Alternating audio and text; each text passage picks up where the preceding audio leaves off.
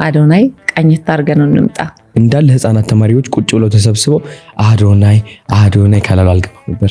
ያልተጠራውበት ድግስ ቤት ገብቼ ምናምን ቁርጥ በላ ነበር። ድንኳን ሰበራ ማለት ነው። በቃ በኃይለኛው አሁን እኔ አስተዳደጊ ሀብታም ልጅ ነኝ። እዛ ስገባ ግን በቃ ላይ ምን አቀብጦኝ ነው እዚህ የመጣሁት። ደግሞ ይሰርቃሉ፣ ይሸታል፣ ሁሉም ነገር ነው። አላድርም እዚህ አልኩ። መሰገጥ ማለት ያቺ ውስጥ ያለችው ድምጽ መስማት ነው። የበታችነት ስሜት ይሰማኛል። ሰዎችን እፈራለሁ፣ አፍራለሁ፣ መናገር አልችልም።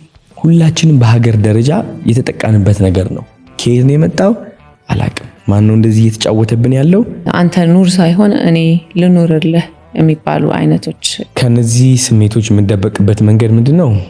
የፖርን አለ፣ የሱስ አለ፣ የዊድ ሌላ ሰይጣን መልኩን ቀይሮ ከዛ 4 ሰዓት የ30 ሰከንድ ቪዲዮ አውጥተው ለቀቋት። ሀገር ሙሉ አያት። ሀገር ሙሉ ደግሞ እቺ 30 ሰከንድ ተጠቅሞ እኔን ለማጥቃት ወሰነ። ጸጸትና ቁጭት ደግሞ ሰይጣን የሚጠቀምባቸው ታላላቅ ኃይል ናቸው። ለመጀመሪያ ጊዜ በህይወቴ እስኪ የዋህ ሆኜ ልየው ዛሬ እስኪ ራሴ ሱስ ውስጥ ነበርክ፣ የማትፈልገው ህይወት ውስጥ ነበርክ።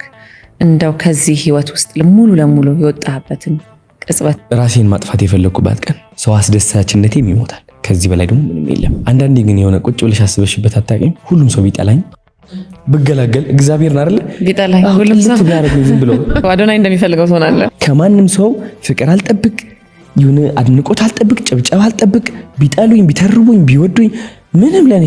አንተ ደግሞ የስግጥ ፍምስ ባለቤት ስለሆንክ እና መስራች ታውቀዋለህ እኮ ማለት ነው። ታውቃለህ ሰግጠ እውነት በቃ እኔ አሁን መሰገጥና መፈመስ ፈልጋለሁ። አሁን ገባሽ አይደል? ገባኝ በጣም ሀይኔ ቆንጆ ላለ አድክም አድርጌ እንትን አድርጌ። ሰዎች ደግሞ ውሃንም አይዘው ወይ መንቀሳቀስ ይኖርብናል። መደነስ፣ መዘመር፣ መዝፈን። ያ ሰው እንዳይሰድብሽ ብለሽ ስትታሰሪ ቀንሽን ስታጠፊ በዛ like it doesn't make sense። አወዳዳቂ ይሆናሉ፣ መካሪ ይሆናሉ። ከዛ ያንቺ ተወዳዳሪ ይሆናሉ። ከዛ ባንቺ ይቀናሉ። ከዛ ያንቺ አንጨብጫቢ ይሆናሉ። ምርጫ የላቸው። ዋው